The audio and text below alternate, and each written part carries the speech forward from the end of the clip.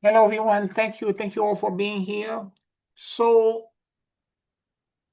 what I want to do today is that I want to go over some of the things we talked about last week, but maybe we're going to go in greater depth about them. Although a lot of us are on the ascension path and we're seeking ascension, there are many stages. There are at least three major stages to ascension, and there are many um, pitfall that may exist on the path of ascension if you don't do it correctly. And what we need to realize is that it's not a judgment of someone's heart or merit, because it's probably a lot of reason why people may go astray. It's because of lack of information. They don't have access to the right information. There are lots of people out there that are teaching ascension mechanic that are not complete. And we should be aware of this. And I'm going to talk about the details to make you understand. In my book, The Primer for Ascension, I think it's first chapter on page 17 and forward to page 20, I talked about the three steps. Ascension involves the perfect merger of the threefold flame. It's love, it's wisdom, it's power. But typically speaking, when you're learning ascension mechanic, it is not encountered in that order. Love, wisdom, and power. It doesn't happen 1, 2, 3 like this. Most people encounter the power increase first, and then the love shows up, and then the wisdom. And I will explain the details.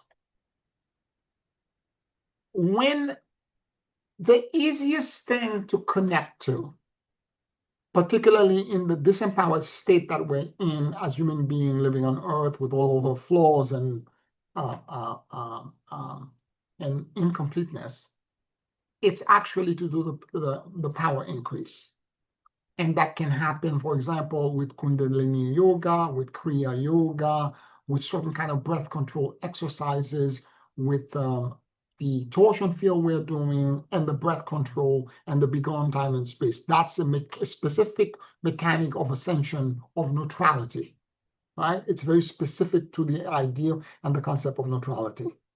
Now, what happened is that you will restore your antakarana through that process, meaning the kundalini, that's the sleeping serpent at the spinal cord, will begin to rise on its tail because of the energy increase. And the head of the serpent will be at the nape of the neck, and it will look through your eyes, to your third eye.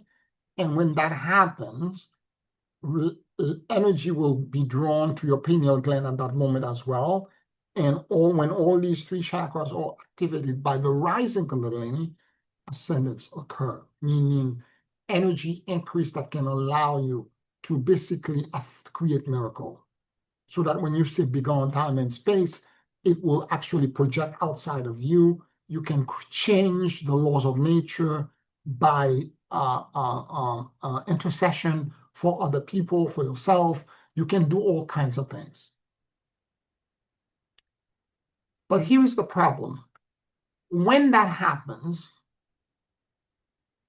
and if you had not done negative ego work, if you had not done emotional intelligence work, if you had not done social intelligence or spiritual intelligence work, if you have not worked on your anger issue, your dantian, to realize the stuff inside of you that are suppressed and repressed, that's part of your subconscious mind that you're not dealing with.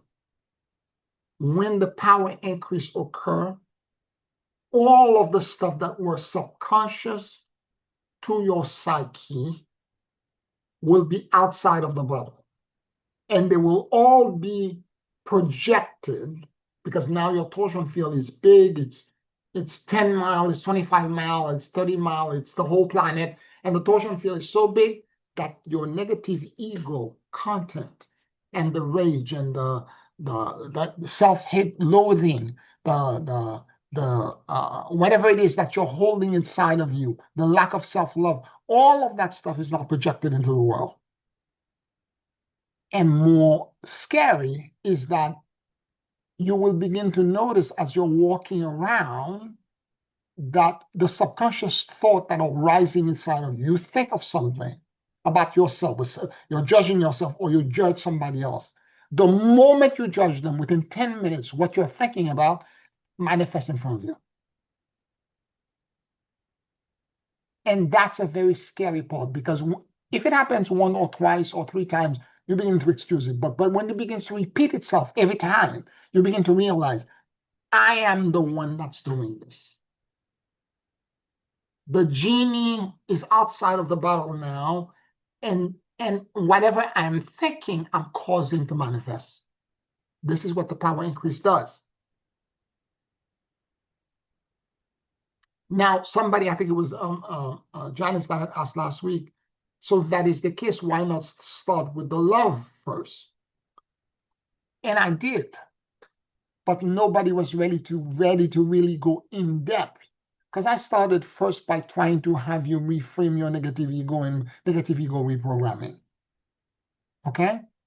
Then I went into emotional intelligence, social intelligence, spiritual intelligence. I spent years trying to teach you all of these things because I was simultaneously teaching you also the various ascension, torsion field mechanic, because I was trying to do both things at the same time.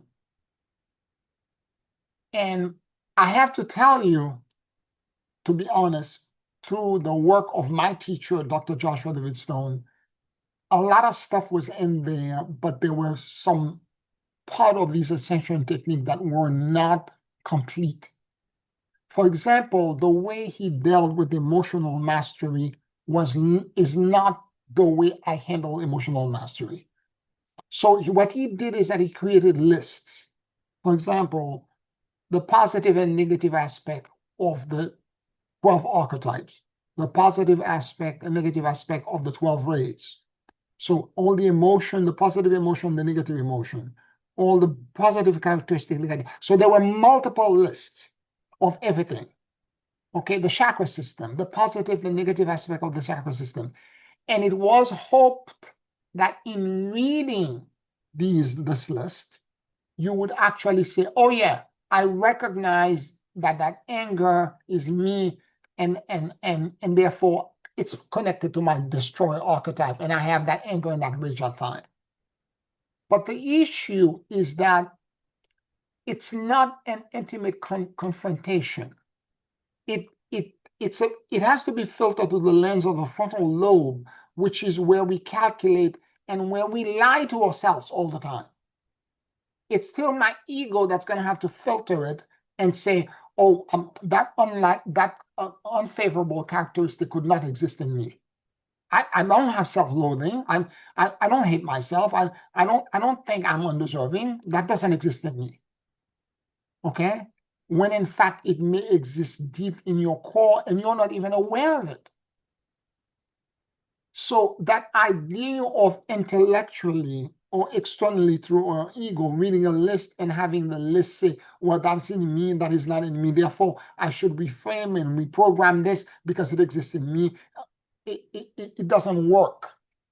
It works to a degree if you're trying to be transparent and authentic with yourself, but there are lots of things that we're hiding to ourselves because we either blocking them because they're too traumatic, or we're simply being deceitful to ourselves plainly. And a lot of times it's because it's too traumatic. These experiences were rooted in, let's say, for example, in your fall from grace since the beginning of time. And it's so traumatic that you're blocking all of that knowledge and all that understanding out, all the feeling connected to it. So it's not a good system, as I see it, as a way to deal with the second part, which is the love, the increase in love. And more importantly, the self-love, because you cannot love anyone else unless you learn how to love and accept yourself first. Okay? Now, Having done all of this over I've been teaching this ascension mechanics since 2007. So having the first reset I did was in 2007. So having done all of this, I can tell you that Lord Melchizedek must have felt that we were ready, because last year he began to ask me to teach his true Melchizedek order of neutrality teachings, and to do the power increase in the way he never gave it to us before, in a way so that, because he felt that the group body was ready. So to a degree, what we did over the past, for those of you who've been with me the past 15 years or more, have worked out, because we were able to get ourselves to a point where Lord Melchizedek felt we were safe enough to do the power increase. Up to that point, in 2011, when Lord Melchizedek had asked me, at the time in my council, I had almost 19 people. And he said, simply send an email to everyone asking which one of you, stating very clearly whether you're ready and prepared to do the work that's necessary to ascend at this moment. I was attacked by all kinds of people. And I mean, there was a group email, they were coming for me. And in 24 hours, 6 of the members of the council dropped out. And part of it, it's because that request triggered their own imposter syndrome, because now they were confronted with the fact that they didn't feel they were deserving ascension. At the time, I didn't see it. I thought it was a personal attack, because it was directed to me as personal. Some people were telling me, you didn't channel this, it's your ego, you're doing this because you want glory. I said, in what way do I want glory? It's a simple thing. You're either in this because you want to ascend or not. But they all dropped out, right? So I'm saying this is because clearly the group body was not ready in 2011. The fact that, for those of you who are still with me, and Lord Melchizedek feels like we're ready now, for over a year I've been teaching this new way and this new methods, and improving and giving us more insight. And what happened? All of us are now confronted with the dweller on the threshold test, which is the very core of self-love. It is where you're confronted with the fact that you feel like an imposter, like a fraud. It is the fact that most of us, before we get a higher elevation, an expansion into anything higher, we will be confronted with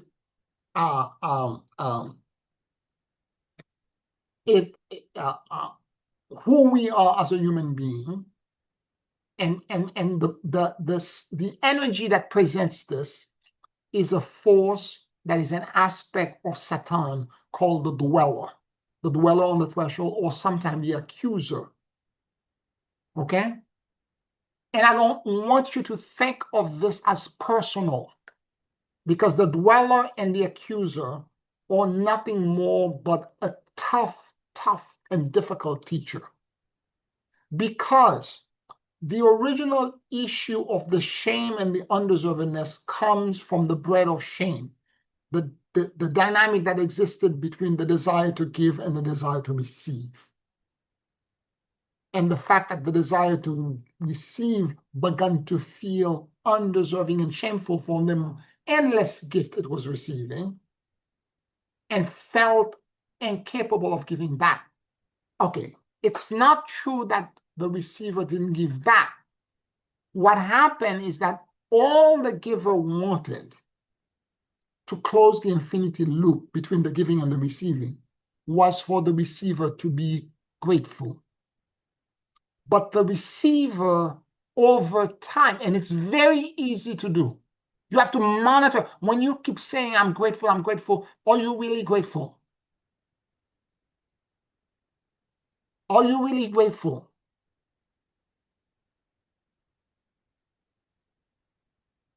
I remember years ago, I was focusing on the higher virtue of gratitude, and it took me a week, no, 2 months to unpack when I kept feeling something big, and I couldn't figure it out. And then one day I asked, is it multiple feeling? And I got yes. And what I saw initially, or what I heard, a whisper of the word reverence to explain what I was feeling. I'm like, reverence? How does gratitude connect to reverence? I don't get it. And I remained silent, like almost like Scooby-Doo with one ear going, huh? Like what? And I stayed quiet for a few seconds, and then I heard this one sentence that shook my world. My whole body was shaking. Deep and profound reverence for the gift received. And my whole body was trembling. Because for the first time in my life, I've said I'm grateful before, I have gratitude for this, but I never experienced gratitude in that way up to that point. And if the receiver kept on having that deep and profound reverence for the gift received, the loop would have been closed. There would be no shame. But what happened? The receiver lost the connection to that deep and profound reverence. And what it slipped into is undeservedness over time. I'm receiving for free. I should be able to give you in same measure the same gift you're giving back to me. And if I can't do it, I will not take from you anymore. No. And the contraction occur. And I'm saying this to you because I want you to understand that undeservedness, and there's not one person that's ready to ascend and elevate that doesn't experience this. Everyone faces the dweller. If you have not yet, mark my word, it's coming. The dweller always presents itself. If you're genuinely about to ascend or elevate into any ways, the dweller will present itself to test you, to see if you're worthy, to confront you, to see if you're going to be accepting. And it takes a lot of effort, a lot of work for you to transmute the feeling of shame and undeservedness. And it's going to be complicated. And the reason it's complicated is because the dweller or the accuser or Satan was created by God to help you remove your shame. Remember, the reason you are in this pickle to begin with is because you felt shame and undeservedness. And there has to be a resistance, a force that's going to resist you and make it so difficult that you are going to initially think to yourself that I am what the accuser is saying. I am broken, I am so twisted and so unwell that I don't deserve ascension. But it's not the truth. Because if you look at the totality of your psyche, yes, there is undeservedness. Yes, there is shame. Yes, there are flaws in there. They're part of you. There are moments where you were angry, where you were maybe envious and jealous. There are moments where you were petty. There are moments where you were whatever the flaw it may be. And therefore unbecoming of someone who's trying to seek ascendance. But that's not all that you are. You're also kind. You're also loving. You're also supportive at moment. You're also altruistic. You're charitable. There are other characteristics that are part of you. And to let the accuser make you believe that what he's pointing and emphasizing and putting under a loop is all that you are, if you let that happen, that's again a negative ego flaw on your part.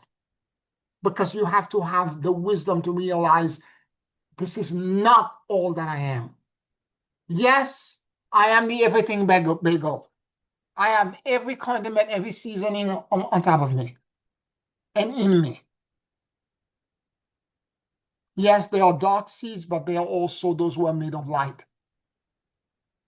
And therefore, I will ask God and my higher self to forgive me for not having changed and transmute these things as yet. Yes, I may be petty at times. Yes, I may be curt at times. Yes, I may be gossipy at times. Yes, I may be whatever it is that you feel that is unloving of you. Yes, I may be all of these things at times. I am all of these, and I am those parts of me exist. Therefore, I'm going to ask God for forgiveness. And since a lot of time when you discover these things, you feel that they are so big that there is no way in order for you to ascend to that you can get there by your own effort. So what you do is that you pray to God and you say, God, I am acknowledging these things exist to me. And thank you, accuser, and thank you, dweller, for pointing them out. I see them clearly now. And now, God, take this cup away from me. I'm asking you to forgive me for being imperfect. I'm asking you to forgive me for being so flawed. I'm asking you to forgive me for being human. I'm asking you to forgive me for being a combination of so many things.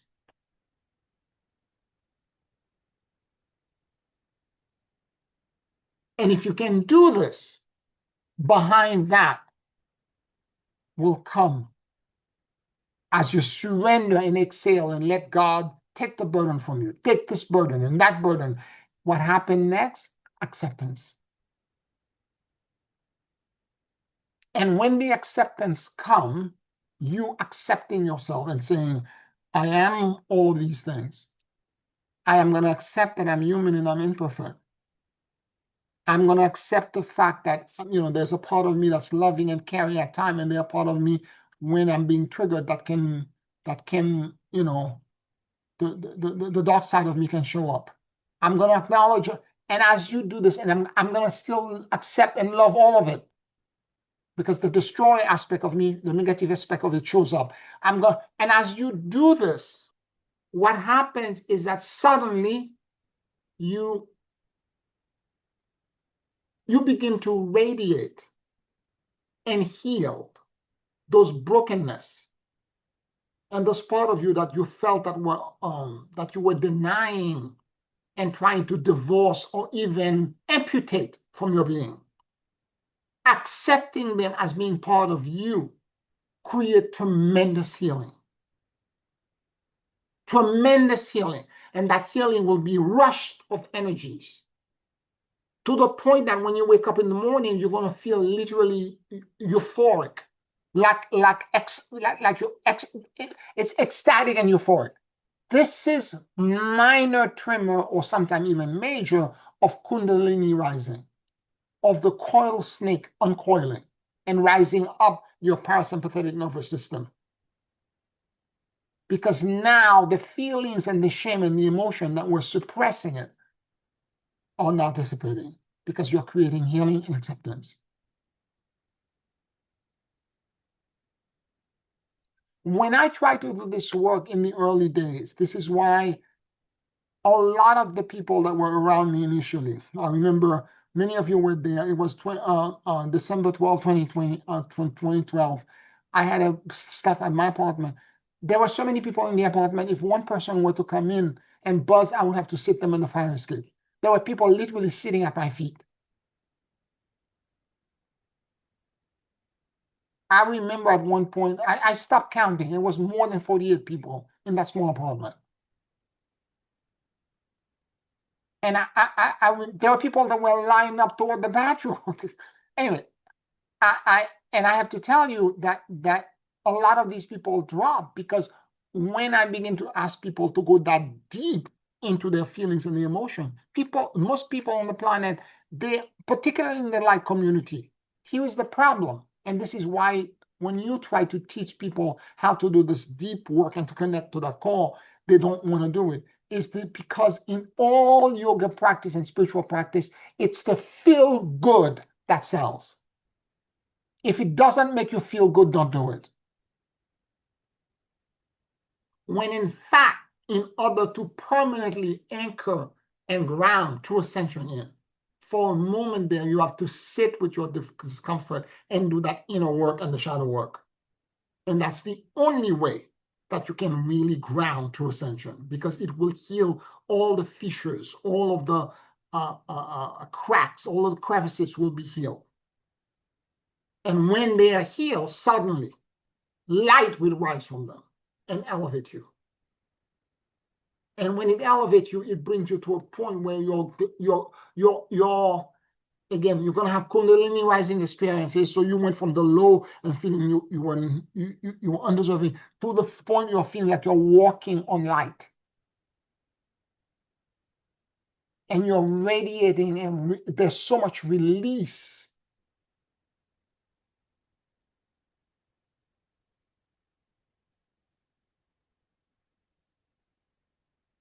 And I'm going to talk about the last point. I'm going to stop and let you open for you to comments. The third part, once you're at that point, the third part is, I don't know how to teach. Not really. Because wisdom is power used rightly. So in order for you to get to wisdom, there's no book, because everyone will get to it differently depending on where you are with the power and how much of the love and self-love you have transmuted, because it's celestial transmutation you're doing. It's turning your lead, all of the stuff that are unfavorable that you see as being a detriment or even a deficit, turning them into an asset. And when you can do this and all of this light begin to rise, what happened? You begin to see these similar flaws. You begin to recognize, because you cannot give what you're not willing to see in yourself. You cannot see flaws in others that you didn't reconcile and heal in you. The true healer is someone who has gone to the same predicament as the person they are trying to heal and has somehow managed to create a bridge where the trauma no longer stops them or affects them. And then you're able to see it in other people. And more importantly, you're able to also give other people the same forgiveness, non-judgment and forgiveness. You can also begin to give others the same acceptance, the same love that you're giving to yourself. Now the love is even more motivated because you know how much that created a release and liberation for you. And finally, you're able to be a witness to them, meaning non-judgment, neutrality.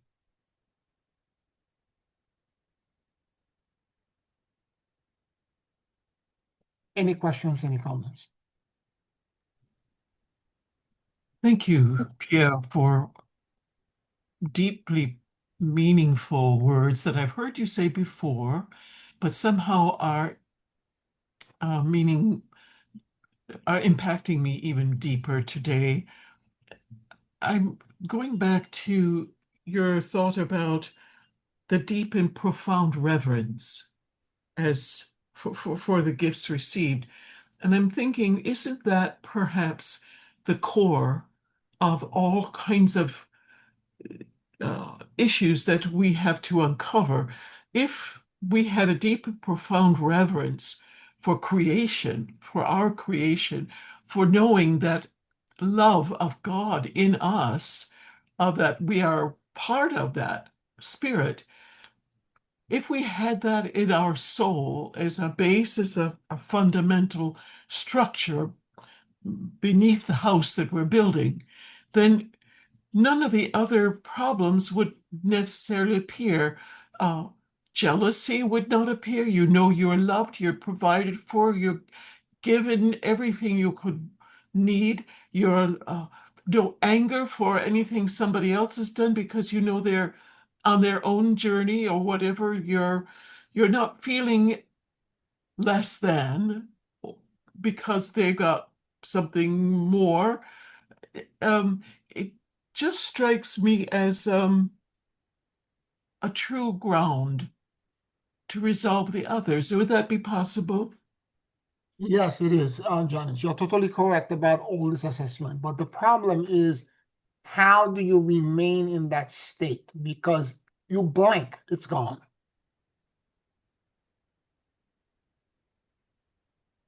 That's the problem. Is that I understand you're totally right.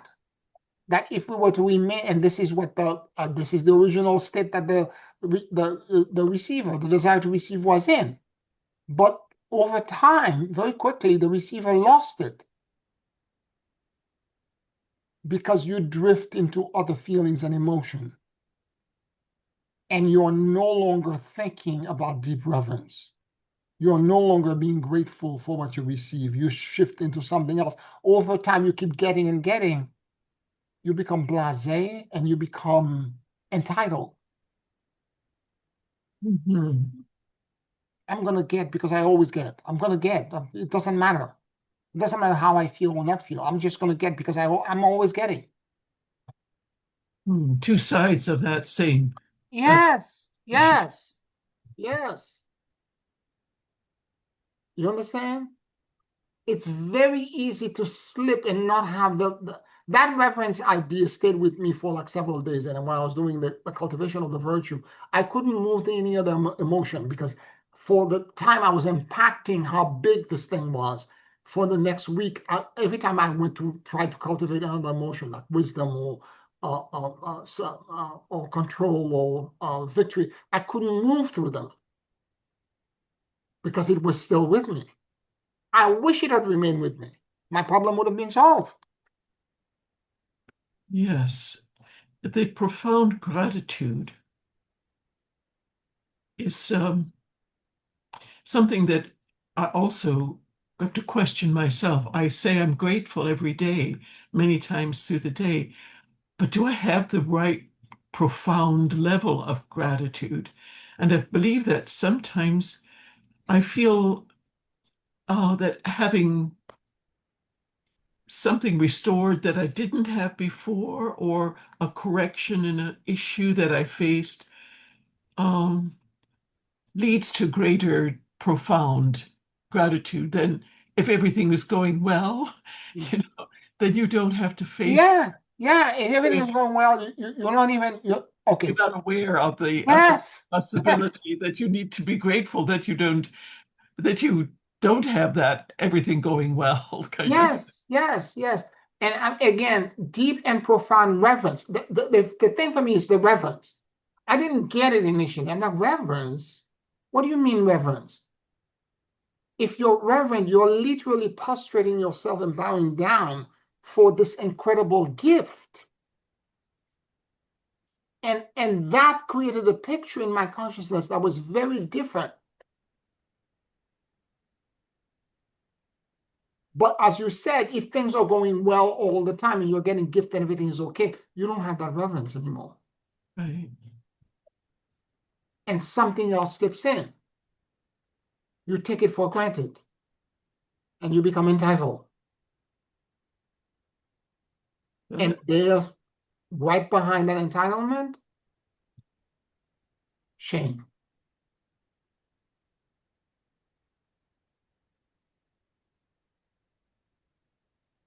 It's self-love. funny. It's funny if you look at John, or for that matter, Revelation, or the keys of the not the keys of Enoch, but the book of Enoch.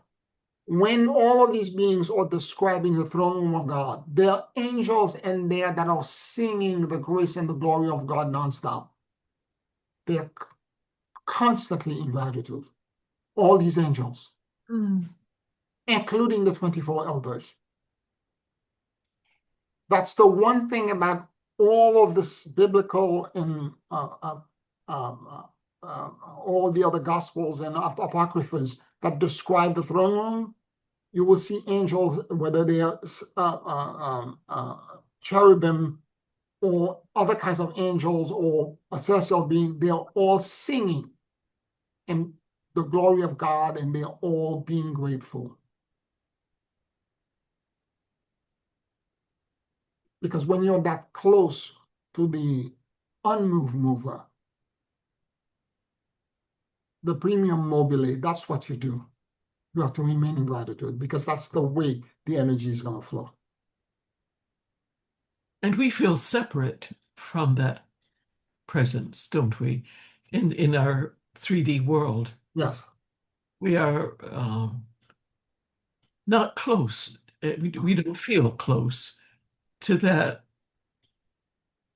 state that the angels and that the 24 elders feel so close to that source that their gratitude comes more easily. So for us, I think it's more challenging.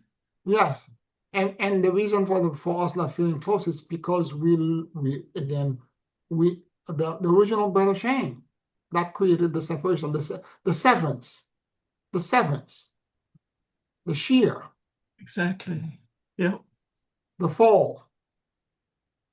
I have actual memory where I was and the sensation of falling Mm. and the beings that I was with, the other aspects of me, people that I know in this lifetime or part of my monad.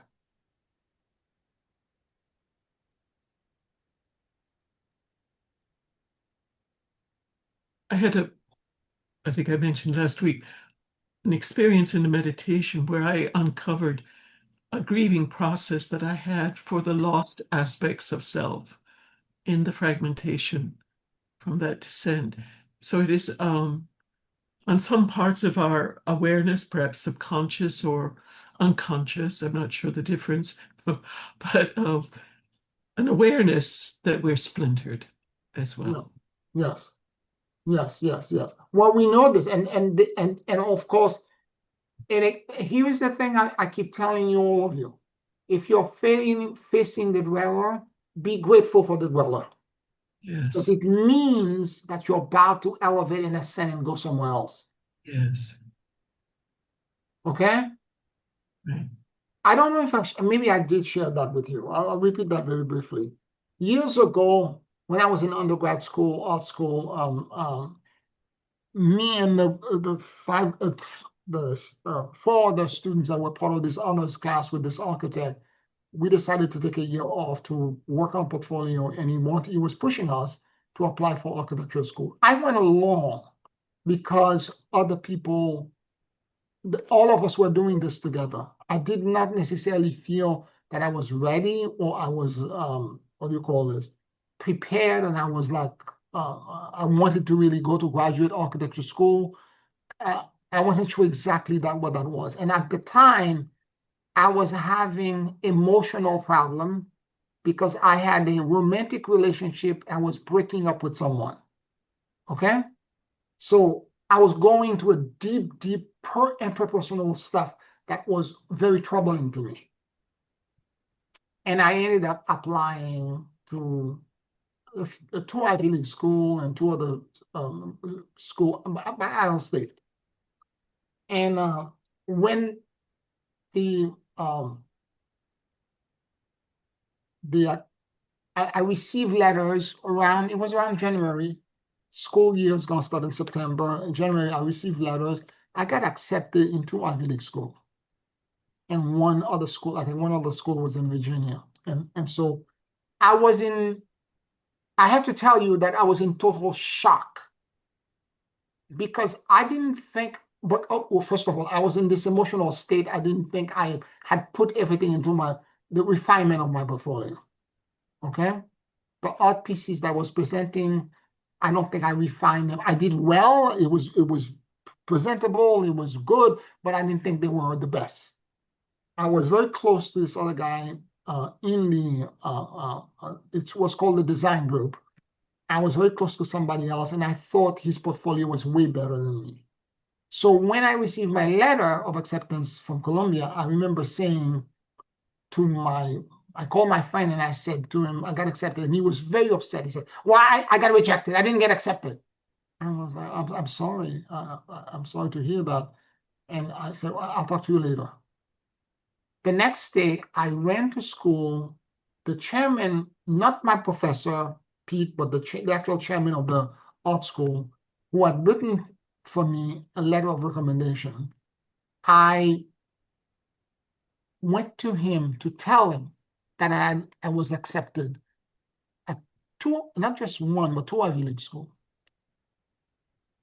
His response destroyed me because deep down inside, I was incredulous.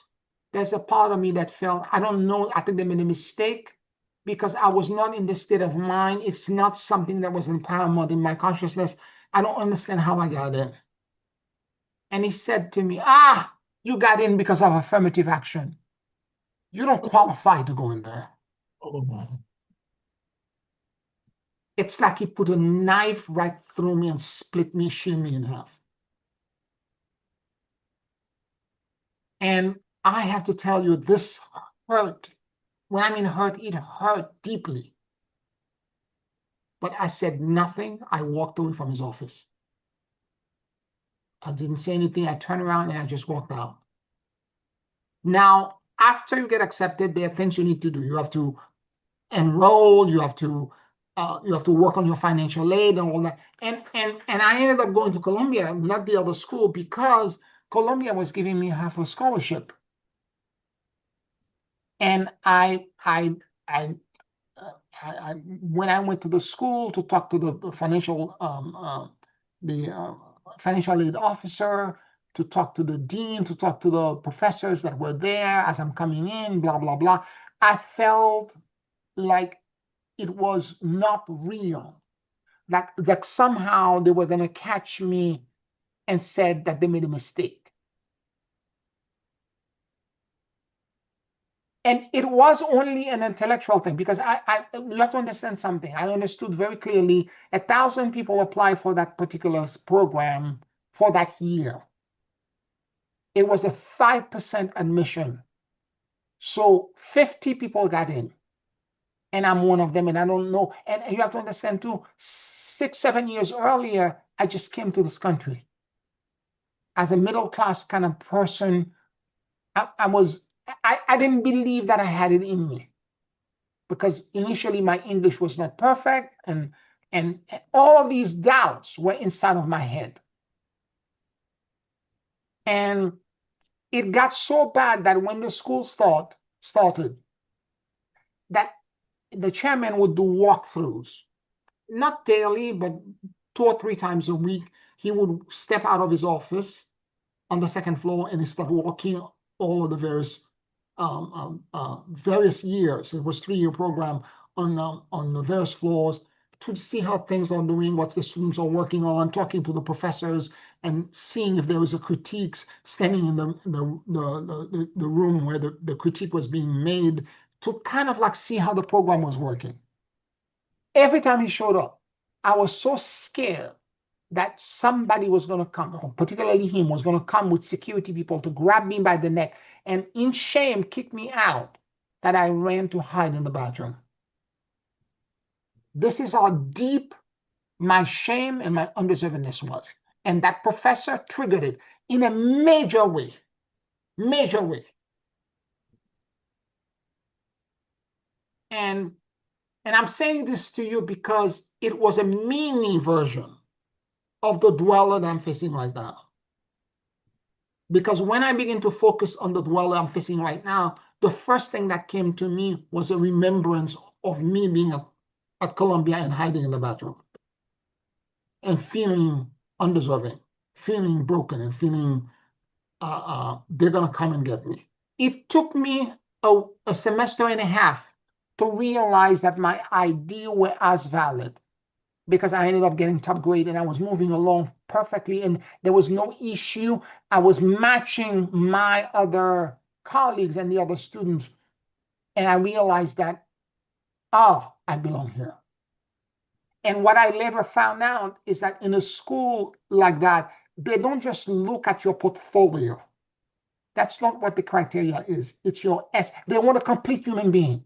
It's your life experience. It's what you have done. It's how you present yourself. It's the total package. Your GRE, the score in your GRE. It's a whole thing. This is what they examine. And what this man said to me haunted me. It haunted me. And that was not kind. And that was, if whatever karma I have with this professor, he stabbed me. He stabbed me. Because there was nothing about this that was educational, that was that statement, that was supportive or that was healing. It was fracturing. It was all about creating trauma. So I just wanted to point that out to you. Sometimes the people who are supposed to be your teachers and your professor, sometimes they say some very harsh things to you that can destroy your confidence and destroy your ability to move forward by actually being a manifestation or the voice of the accuser.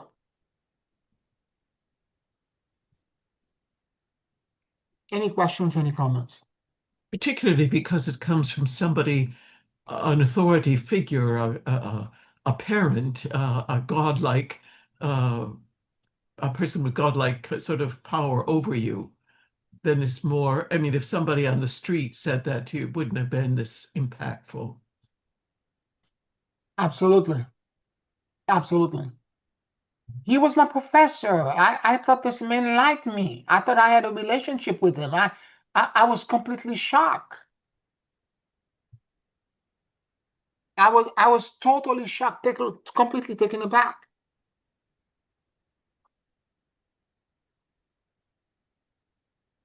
So at that point, I was in my 20s. I faced the dweller for a year, for about 8 months. The dweller was with me all the time. I kept on feeling, going to sleep and waking up with the dweller, thinking that I was going to be kicked out. Having gone through that vulnerability, do you not think, though, that you're now very strong in that area? Yes, and as a matter of fact, I'm not only strong, but I think I am better, to be perfectly honest, to deal with the dweller now because I know that feeling. Yeah, right. I know that feeling. And more importantly, I know I survived it. I know it wasn't true. I know it wasn't true. When you're hearing, because in architecture school, when you're doing, they give you a program, a building to design. And by the end of the semester, they invite for an entire day a panel of architects and professionals that are coming in, or educators. And they come in and they critique you. And when they are critiquing you, they rip the project apart. Not out of malice, but to tell you what the weaknesses and the strengths are. And everybody, they did the same thing across the board to everyone. And they spend an hour to two for each student, right? And this goes on for the entire day. Of course, the school caters stuff, and we sit in there with coffee, with food, and all, and we receive the critiques.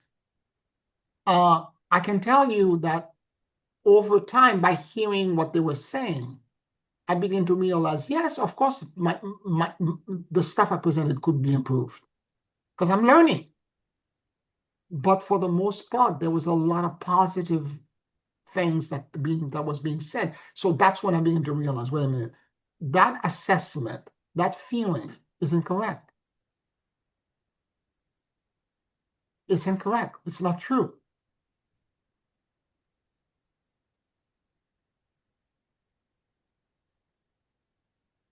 So be aware of this because there are individuals out there that can say things to you that are so cruel that they can diminish your light, and they can begin to be an externalization of the accuser.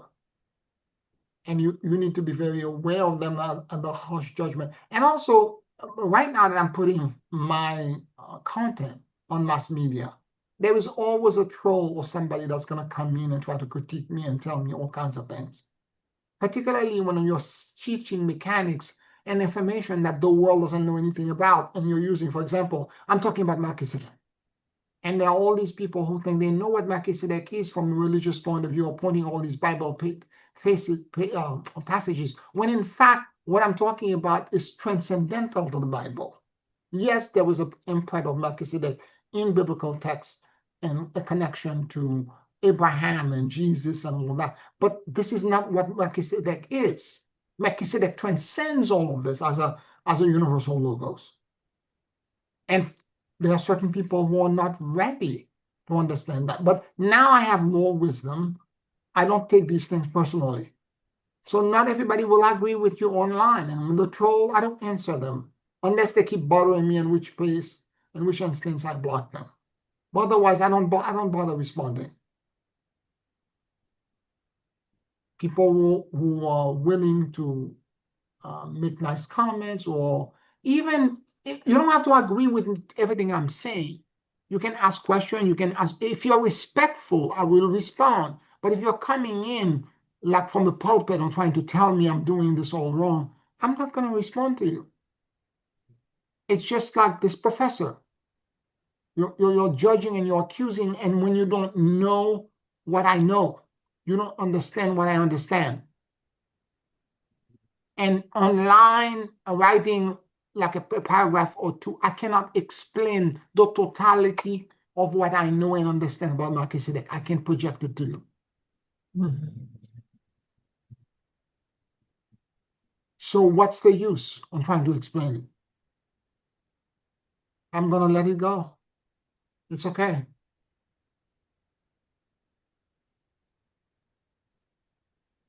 So in a way, that was good training for me to understand that. And also, the reason why I mentioned this is that intellectually,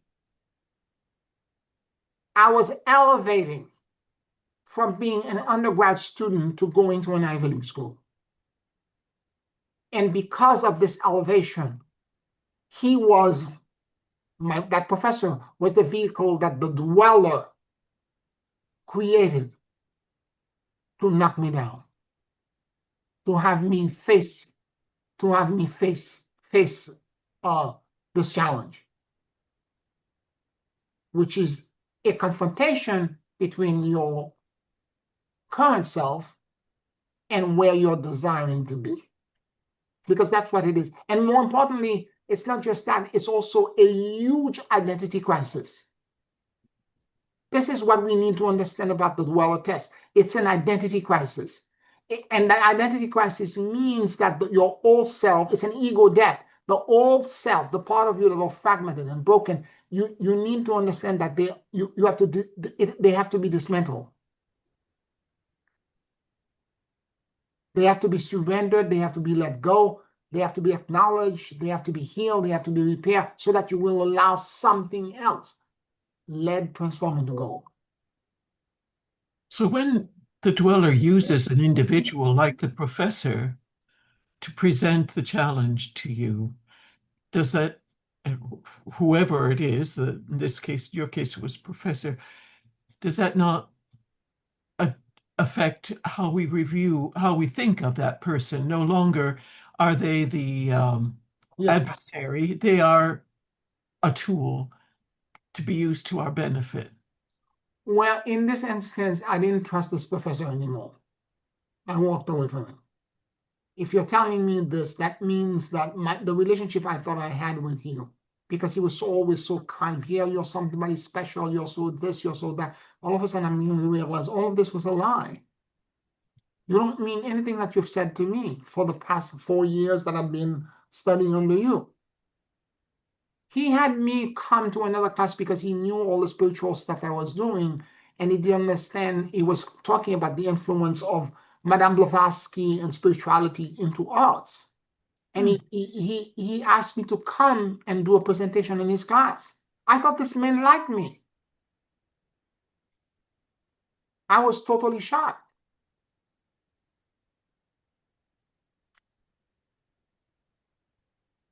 And so I'm I have to tell you that since I had already graduated, I was going to go to graduate school. Our relationship kind of petered out, but I would not go back to him and talk to him and tell him what I was doing or ask him for advice. I would not do this anymore because my relationship with him ended after this. I was like, he's not my friend.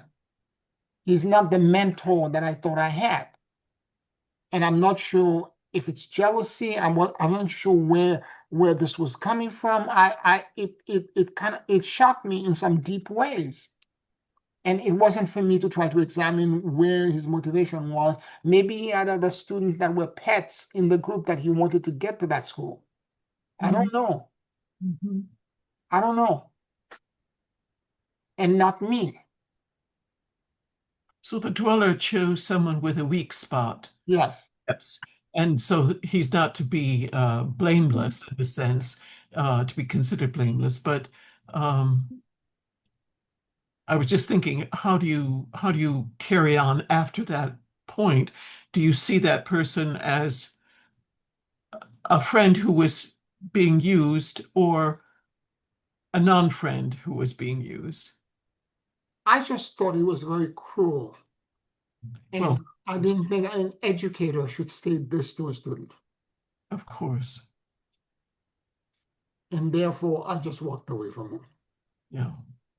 And thank God I had already graduated, and I was like, I'm out of the school. I don't have to deal with this man again.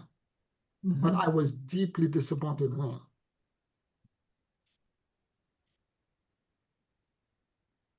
I was deeply disappointed. Of course, he's a white man. Okay, I'm to clarify. This is not a black man telling me this is a white man. Yeah.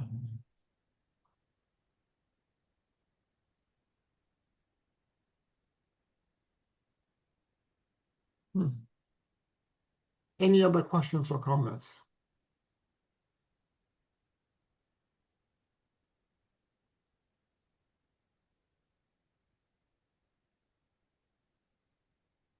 We need to understand and that the dweller can present, and the reason I'm mentioning this is that the dweller can present itself multiple times in your life. I don't want you to think that this challenge that you're facing right now, the dweller, is the last time you will present itself. Let's say now you ascend after this presentation of the dweller, you ascend and you're now in 5D. If you're going to go into 6D, another version of the dweller will show up.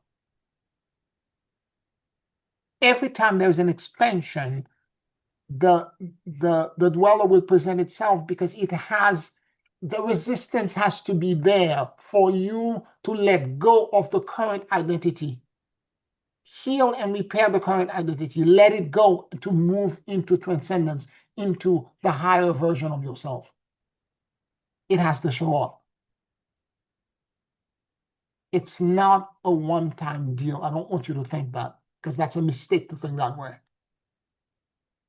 Now, the first time you encounter it, it might be the most dramatic, but after that, it will some version of it will present itself again to show you the resistance. For me, it's been more uh, quite intense lately too. Of all the things that are no longer, how would I say it? Not in resonance, but they are just no longer serving me and holding me back, obviously. Certain personality traits that are sometimes shocking are like, wow, I kind of you're like, I'm in this state, I'm so much, I'm this, I'm that, and then this thing shows up again, you're like, wow. So I've been having those moments where like, wow, this needs to change kind of thing. Or also just shown just recently as something deeply rooted that actually came up. Um, that I had this deep anger towards a certain situation that I was like, wow, and it was so strong. So I was like, whoa. It was also a release at the same time, but it was just like kind of uh, I didn't realize I had that much anger within me towards a certain type. So I was like, wow. Mm, So I've been shown these different things about myself that are no longer serving me, mhm, mhm, and that I need to move further, mhm, basically. Some of them were tests, actually. Do I fall into the same, you know, habits of doing the same thing over, or will I this time actually choose a different way mhm, of doing certain things? And then the other one was just showing me blankly how much anger I had towards a certain, and I think it has to do, you know, how you say that whatever is outside of us, like this anger that we have towards certain, for me, it's towards men who suppress women. mhm, And it's so much related with Trump too, like the type that he mhm, mhm, exudes and holds. So that anger came up, and it was so strong. I was actually shocked. I was like, "Wow!" mhm, And it was right on my in my womb. That anger. So mhm, mhm, mm, mm, mm. Yeah, and again, thank God that it's showing up. yeah, thank And, God. It was and intense. Like, yes, wow. yes, yes, yes. And again, this is the opportunity for you to say, okay, this existed, that's where it is. And it's showing up at that womb chakra, which is your second chakra. So Yeah, there it shows up, it's where I feel. And I'm feeling this very deeply, and you need to figure out a way to create the transmutation that's needed. yeah, yeah, Okay? Acknowledge it that it exists, it's there, and all that, and yeah, forgive yourself for it, and give it over to your higher power, to God, to Kuan Yin, to the Lily Masters, and ask them to transmute it yeah, into something else. yeah, exactly. Yeah. Because it is holding me back for sure. Yeah, yeah, I didn't, I knew I had some anger, but I didn't know the immense and the depth. It yes. was like, I was in it and I was like, wow. Well, It's you know crazy. what? Thank God for that, Malcolm. This is Yeah. showing that you've grown, because whereas before you would be in it and not know that it was Oh there yeah, yeah, yeah, yeah, 100%. Yeah. and Because there's performing. also, it's also a place where I have pain, and I went in that pain Yes. and I was like, oh my God, it was just like this explosive anger, like, wow. Mm-hmm, mm-hmm. You Yep, know? yep, yep, yep, yep, yep, yep. So yeah, you know, it's a yeah, interesting time of all these revelations and all these things that I fell into, that I need to change, like make more ascended choices, basically, Yes. in certain And not be situations. so reactive and go out of our comfort zone and do the opposite. Yeah, not be so reactive is a big one too. Exactly. Not Yeah, be so reactive. Okay. yeah, yeah. There's a lot of us in the light community that think, oh, I am so sensitive and so empathetic. I'm so highly emotional. To be highly emotional is to say I'm completely out of control. Oh yeah, yeah, yeah, It's not ascended. There's nothing about it that's ascended. You, yeah. there is a difference between being reactive, emotionally reactive, and being Mm, proactive, where you decide, okay, I'm feeling this feeling, but is it appropriate for the situation? Because I'm moving toward ascension and elevation. And if it is not appropriate, God help me transmute it into something else. yeah, yeah, definitely. I remember years ago when I was studying at the Kabbalah Center at um, Ram Ravberg was the teacher there, the rabbi that leads the school, said to all of us, all the people that I really like, there are other centers that are all over the world. I have shipped them to other centers. And the people that are the most difficult for me emotionally, they are right in my core, right next to me. And we all looked at him, why? He said, because I have to grow, I have to evolve. They have to trigger me so that I Mm, can learn and expand and become better. yeah. Also, you know how we talk about the archons and how they actually work on our weaknesses. Yeah. And I know that they, you know, they make it more explosive, obviously. Yes. And I feel that too. Yes. Yes, they're going to inflate it. Yes. Inflate the anger. Exactly. Yes, the It's moment they insane. see it, they go, "Phew."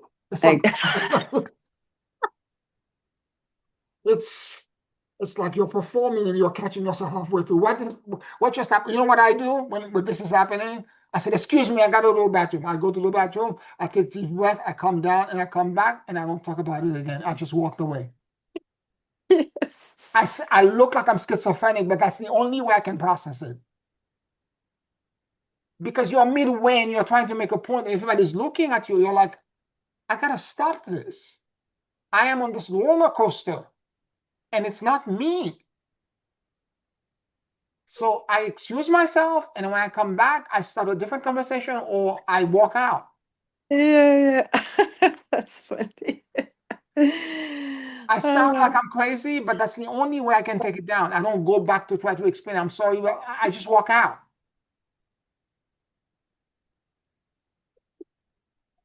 God, you're funny. Yes, absolutely. Oh, my goodness, life. No, no, no. Yes, that's what it is. I thank you for being so open and direct because that's what it is. That's Yeah, exactly what it is. Yeah. seriously. Oh.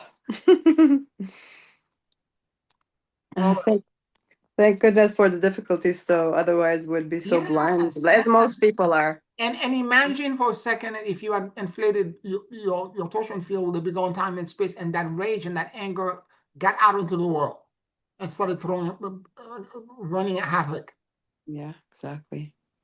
And as we and grow, hurting people. You would yeah, not be able to live with yourself yeah, when you no, I know know. that I know, for example, my mom, she's naturally always, she's this goddess. She's this, always had this, she also has an incredibly pure heart, like Kuan Yin.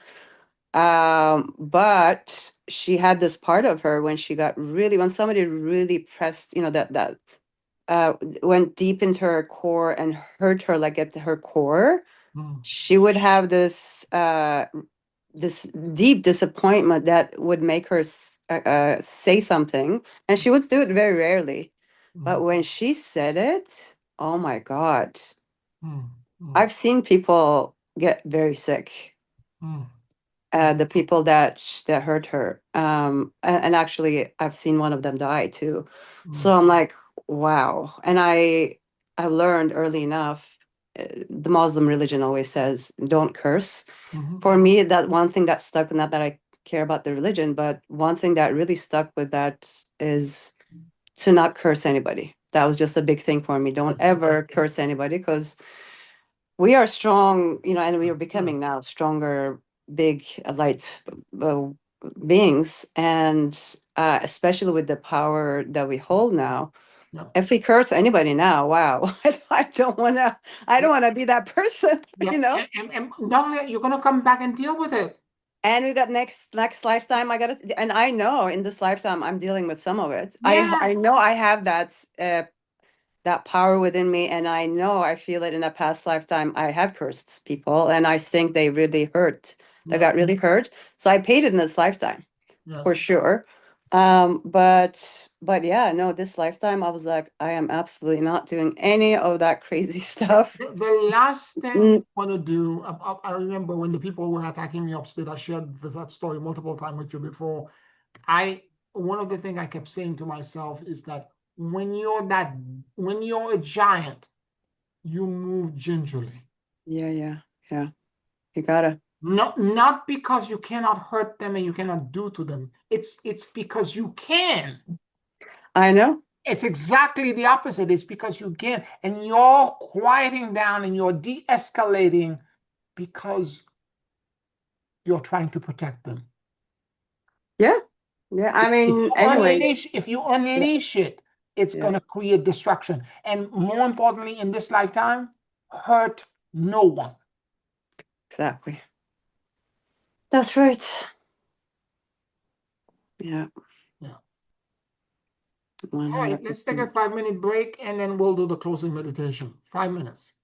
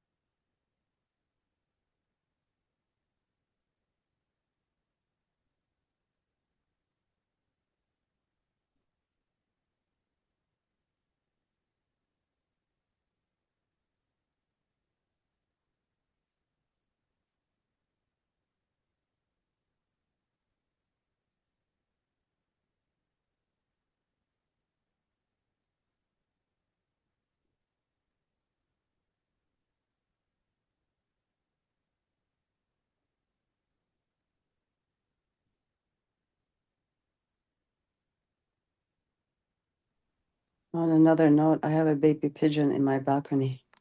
It's very cute. Big what? A baby pigeon. Oh, baby pigeon. I Oh, know, so lovely, cute. lovely. Oh, I know. feeling all that good energy. I know. I was hearing this noise the whole time. I was trying to figure out what this noise is. I finally Is it looked is at it it. is it recently hatched or brand new? No, they're actually pretty. No, not. I missed their completely baby because I'm so busy, right? Yeah. My life is so busy, so I'm like hustling. So I didn't even realize, but they're now actually grown-up babies. They're still fluffy and cute, Yes, yes. but So they yeah, hatch in your garden. They hatch right there. they hatched in my balcony behind my one of my plant pots. My Oh, roses. I know. It's so cute. beautiful. Adorable, yeah. Very happy. Happy mom here. Yes, yes, yes, yes.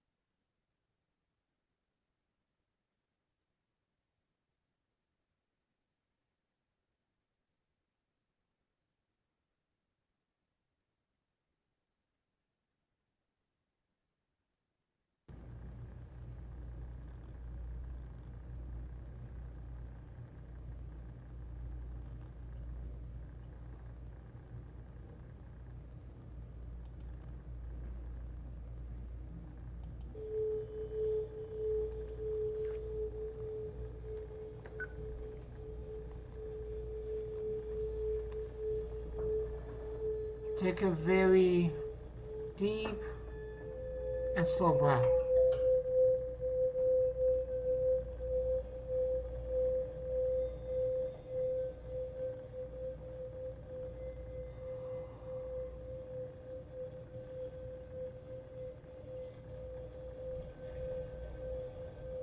And as you inhale and exhale deeply and slowly,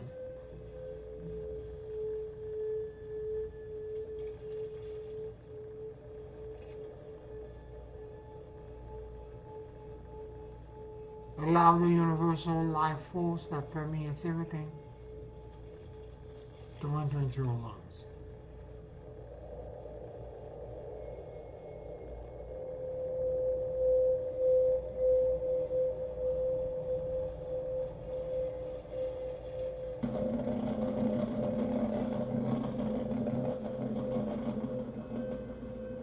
Keep breathing deeply and slowly.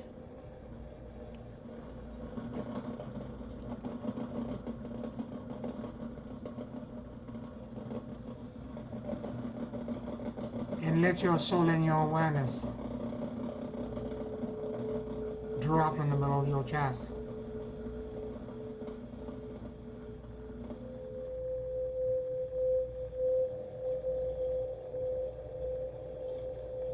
Please forgive me. I love you. And I let go.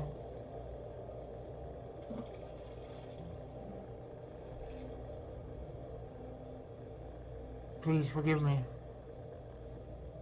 I love you. And I let go.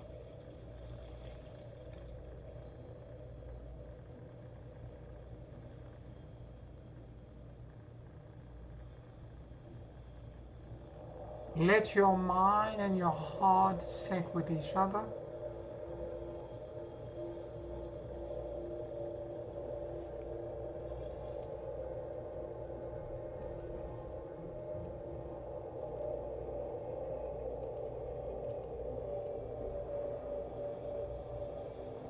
And notice what you notice.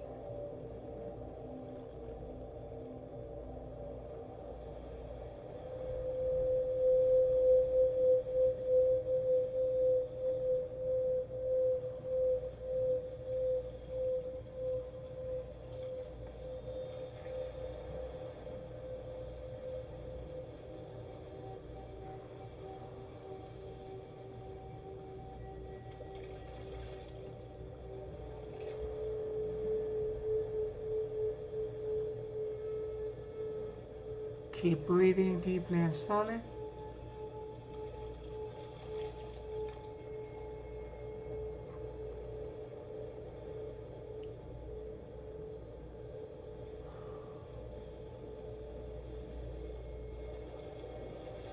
I become aware of my inner brokenness,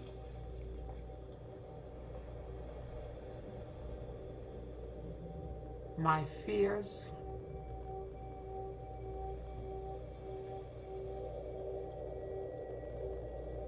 my flaws,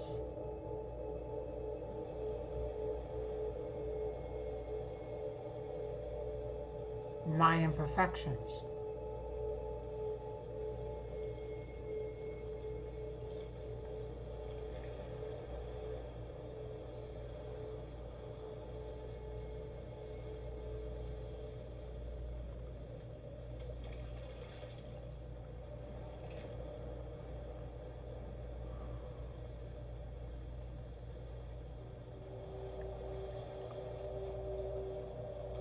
Please forgive me.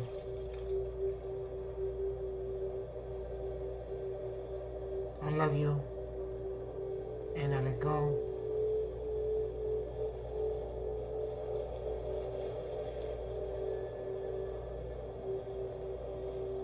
I ask God and my higher self for forgiveness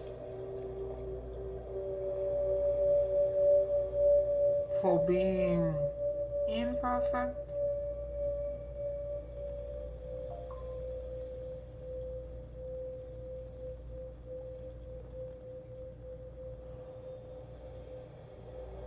for feeling shame and undeservedness,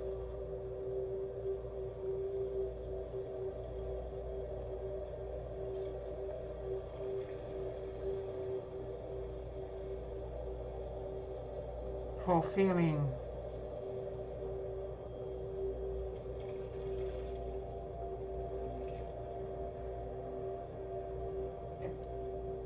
incomplete.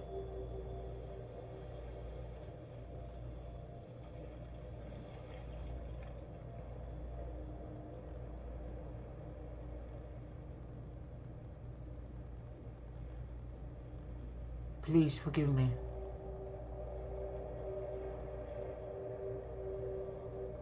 I love you, and I let go.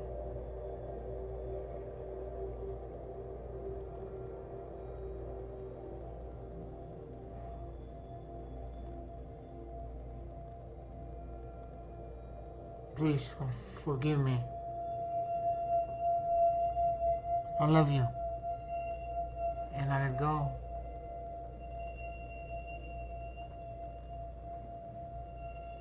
Forgive me for having all of these blemishes and flaws in the totality of my spiritual psychology, although other parts exist, but I am now aware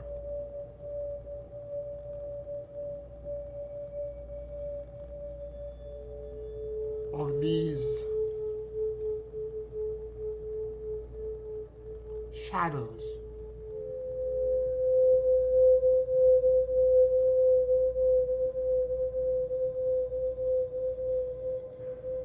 crevices,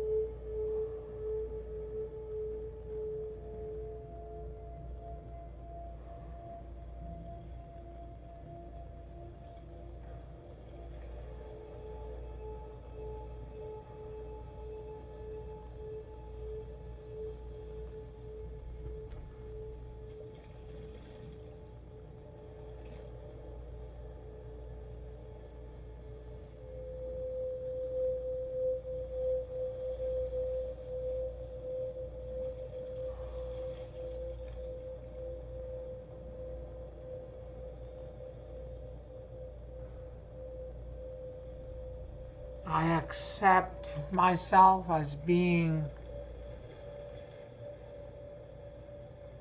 human.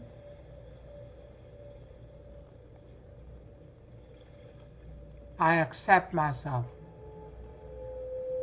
as being incomplete.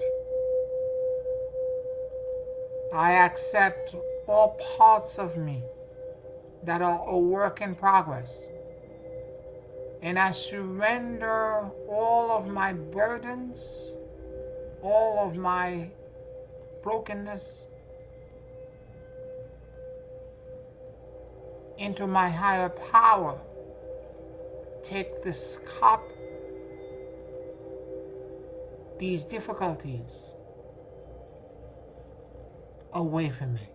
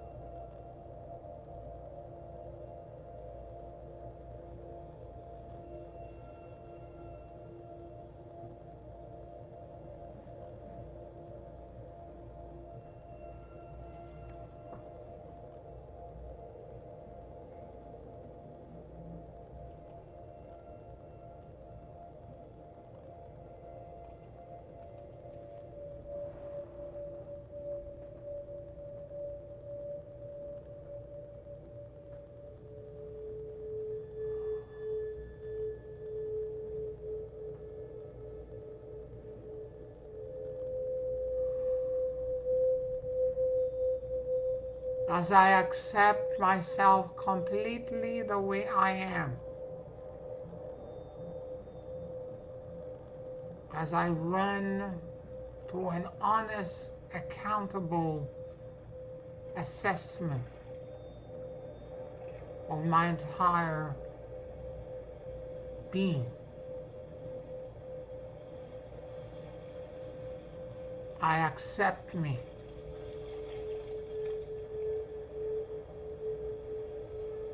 I love me. I care for me. I am proud of me.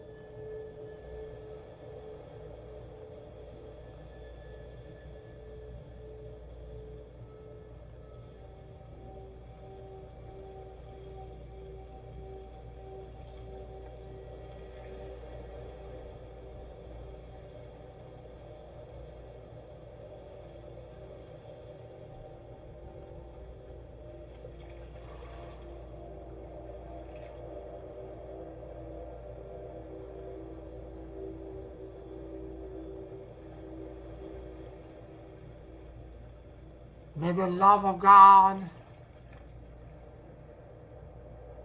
begin to rise from all of these incomplete parts of me to create healing, ascendance, illumination.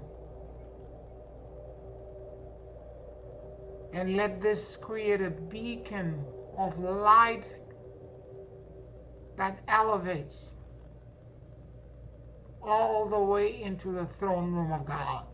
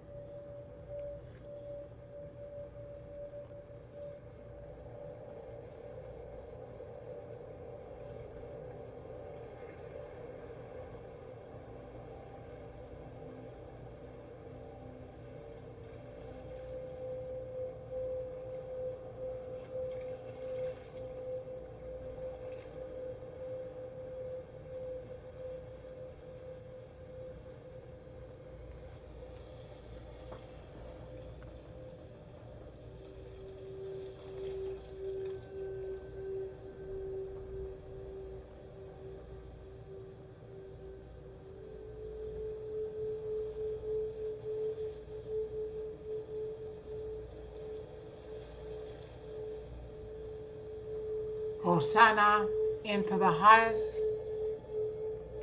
Hosanna into the highest.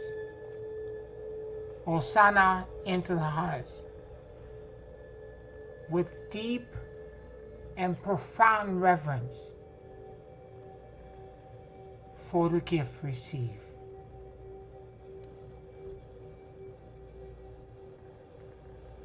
Take a deep and slow breath.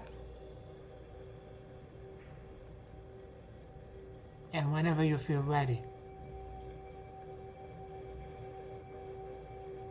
you can open your eyes.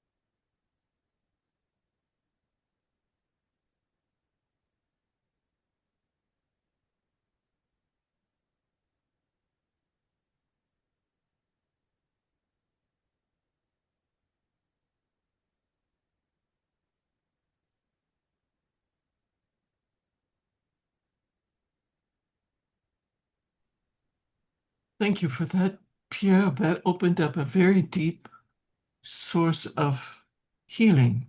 Mm. You don't have to be perfect to be loved. Beautiful. That's beautiful. Thank you. Wonderful, wonderful. Thank you for sharing. I want to thank you all for being in the class tonight. Thank you on Patreon for supporting the channel.